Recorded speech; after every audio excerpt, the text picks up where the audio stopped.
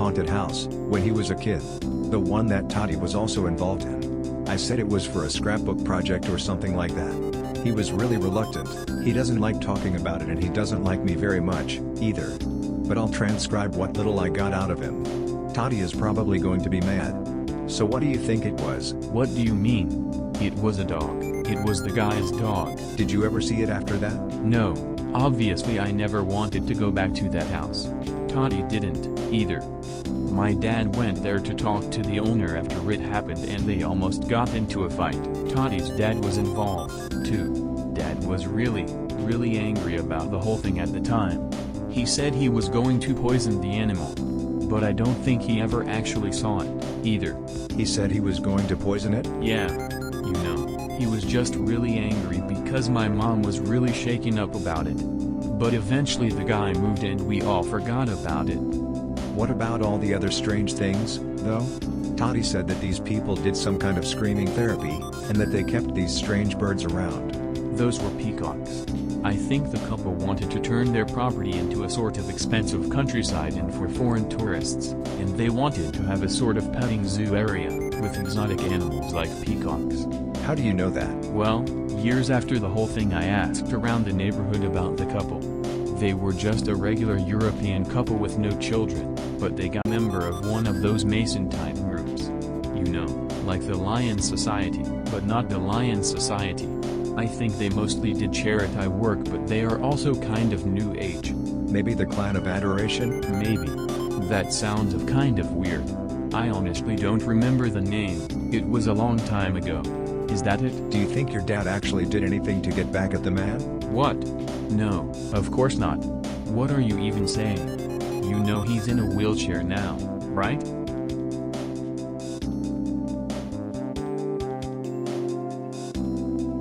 Toddy named her new doll Monica, I think after Monica's gang. Toddy's mom is Brazilian and she used to bring her kids comics from there, and Monica's gang is like the Brazilian equivalent of Peanuts or something.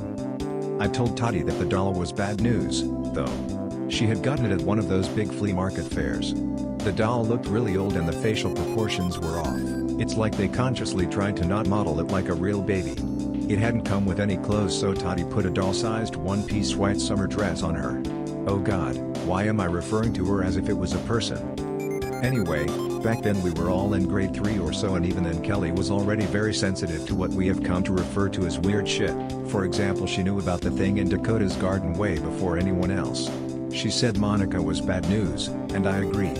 I always agreed with Kelly, she's a lifesaver. We tried to convince Toddy to throw Monica away, but she's always been stubborn when it's worst for her, and instead she started taking Monica everywhere just to spite us. We threatened to stop being friends with her and such. But in the end we all love Toddy, we still do, and we didn't stop being friends with her, but we hated Monica and its vacant, vaguely deformed stare, like a child born from generations of incest, gave us nightmares at night. So one day we hatched a plan to rid ourselves of Monica forever. We went to the park. It was Toddy, Kelly, Dakota, and me. Aaron and I had come up with the plan. In preparation, we had dug a hole near Echo Lake, behind some bushes, where we would bury Monica. First, we left our backpacks and things behind a tree in the park, and Toddy did the same, leaving her bag with Monica in it and nothing else. Then, while we were playing at the monkey bars far from there, Aaron sneaked behind the tree and took all of our stuff in secret. We were all in on this except for Toddy. When we got back and noticed they were gone, we all acted shocked and assumed that our stuff had been stolen. Toddy really must have loved Monica because she was bawling the rest of the day. Later that afternoon, I met up with Aaron. He gave me everyone's stuff and I gave it to them later. But we kept Toddy's bag, and the doll inside of it. We pedaled to the lake. We went behind the bushes and took Monica out, handling it as carefully as possible. We threw her into the hole and then we piled dirt on top of it as quickly as possible. We covered it with soil until it was no longer a hole. And then we breathed a sigh of relief. Until we heard the crying. Apparently Monica was one of those baby dolls that emitted a crying sound periodically, like many such toys do. But we had never heard it before. Toddy had never told us about it. Given how much she loved Monica, that was odd. I don't think she knew. But if she didn't know, then she wouldn't have put batteries in, so how was the doll making that sound? It was a high-pitched analog squeal. It sounded as old and sinister as everything else about that abomination of a child's toy, and we didn't stick around long enough to find out how we could still hear it through all the dirt we had piled on top of it. We got out of there. Toddy never found out about what really happened that day until many years later, when we started university. Aaron accidentally told her while drunk. She wasn't upset. She agreed that it was the best thing to do. Apparently the doll had also given her nightmares, and the only reason why she hadn't personally disposed of it was to spite us. Stubborn, as always. Aaron and I wouldn't dig out that hole until 1 or 2 years later, when we used it as a makeshift altar to a sacrificial god.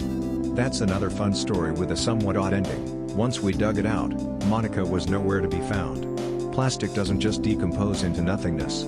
Our favorite, and most dreaded theory, is that, after we left, some girl passed by and heard the dolls crying, dug her out, and, charmed by it, took it home. Monica is probably still out there. It doesn't feel like she was something a bunch of kids could have gotten rid of so easily.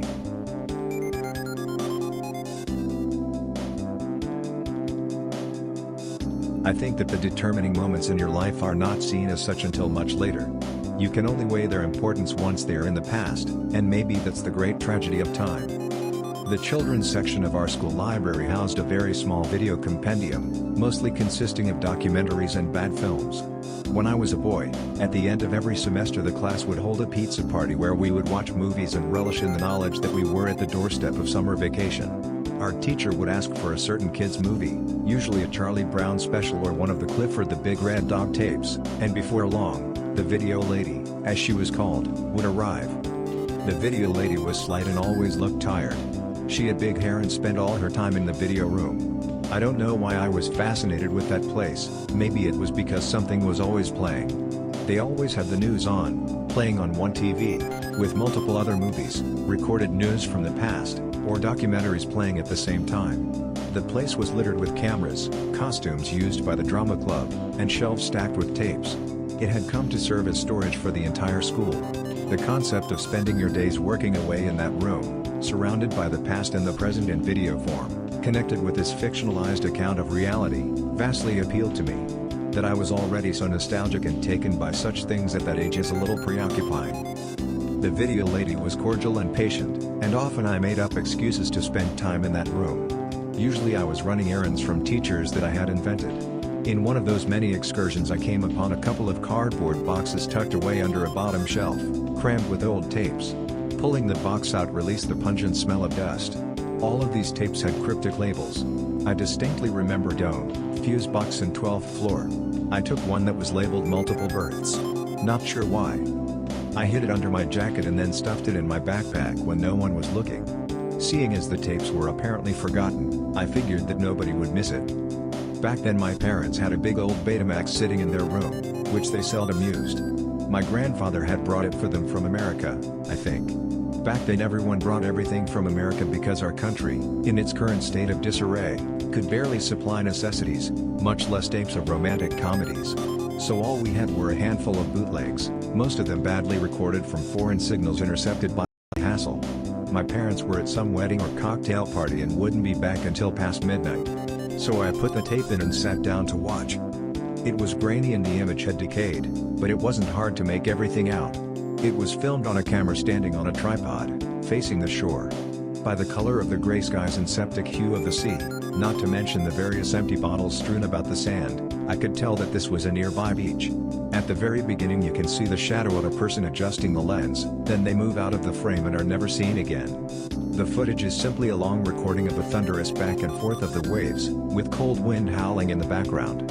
In fact, just watching the tape made me feel chilly, even though I'm pretty sure it was summer at the time. I sat at the foot of my parents' bed and watched. I was prepared to see something disturbing. At the time I wasn't sure of how childbirth worked, after all, but all I saw was the sea.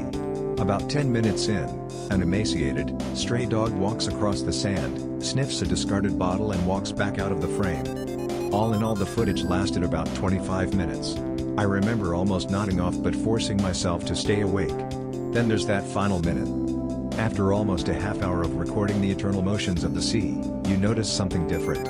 At first they seem like 3 black spots some 10 meters away from the shore. Like 3 buoys in the water. Then they begin to move forward, closer to the sand. As they do, They begin to emerge. I realized that they weren't buoys. They were heads, sitting on necks, giving way to shoulders. 3 full-grown men emerging from the cold water. The distance, the quality of the video and the lighting make them look simply like black silhouettes. I think they were naked. They begin to walk out of the water. They move in unison, almost taking steps at the same time. They are very tall. The water is only up to their knees and they're walking towards the camera in this arrhythmic gait when the footage ends. Whoever was filming cut it off right there. It's hard to trust my young and impressionable mind on this, but I'm quite sure that the footage was one continuous shot with no cuts. At the time I didn't know what any of it could mean. I guess I still don't. I removed the tape, almost forcefully, and put it back in my backpack. The next morning I tossed the tape into the basket where students leave books that they're returning to the library. Obviously the video lady must have known that somebody retrieved the tape from the room. Apparently she never suspected me, though. The next time I saw her she gave me her usual tired but polite stare and asked me what I was here for, a cup of steaming coffee between her arthritic fingers. I'm fairly sure that the cardboard box with the other tapes disappeared.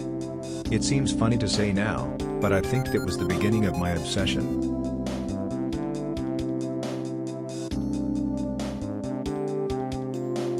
Many things have bothered me in the past, like haunted houses and creepy dolls, but when you're a child it's easier to forgive and forget. There was a particular time when I realized that the things chasing me and reaching out for me in the night would never give it up. I must have been 12 or 13. School was out and it was the hottest summer the city had seen in decades. Some of my friends were jumping rope in the plaza, trying to crank open a fire hydrant or something.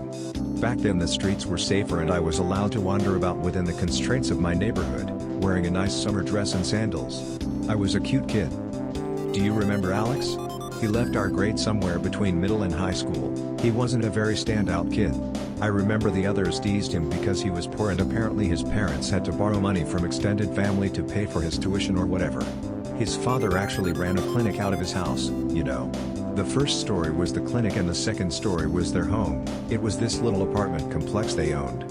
On this particular summer day I went to visit that particular boy, because we had established a previous appointment to do so. Alex had something to show me. I always told him my stories, the ones about big dogs that roam about in the nighttime and about Monica, and about the ghosts I see shuffling about my home while I'm trying to sleep. I was making a conscious effort to creep him out, because at that age that was my favorite pastime with boys, but he was remarkably interested. He said that similar things happened in his house. Apparently I had found a kindred spirit. So I walked some 8 blocks over to his place, the rundown little clinic where a tired secretary fanned herself behind a counter, and sure enough he soon came skipping down the stairs to greet me at the entrance. He was wearing an old Thundercats t-shirt, I think, with worn-out jeans and white sneakers. I offered him a chocolate I had stolen from my mom's jar. He invited me in. As I have it understood, Alex's family was in deeper financial troubles than any of us knew or cared to assume, and his grandparents lived with him. They came from the countryside and were appropriately superstitious. One of his grandma's favorite pastimes was interpreting dreams. Apparently they were always ill omens, and on one occasion she told me a thing or two about mine. But that's a story of its own. Alex took me to the basement of the 2-story complex, which was really a cramped hallway. Apparently it was leftover space originally used for insulation or perhaps as part of a larger design. According to my dad, that building was part of a larger complex or something along those lines. It was accessible via a rotting wooden door about the height of a cupboard in the back room, which also doubled as the storage for various medical supplies. We had to sneak around his dad and the disgruntled secretary, as the adults didn't like him going in there. Had I been even mildly claustrophobic, I don't think I would have made it. Even for a kid my age, I had to wiggle along on all fours, groping around a damp, winding concrete path with the rickety sounds of the house over my head.